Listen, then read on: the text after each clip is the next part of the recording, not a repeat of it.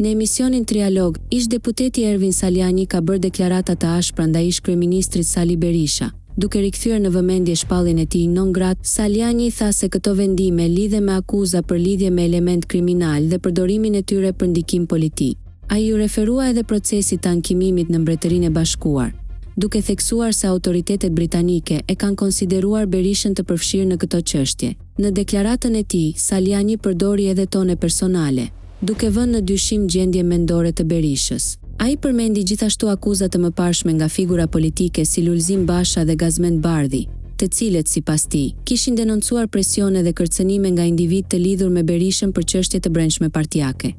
Në vijim, Saliani ngriti pikpyetje edhe për emra të tjerë, si Ergju Sagasi, duke sugjeruar mungesë transparence dhe trajtim selektiv nga media pranë Berishës.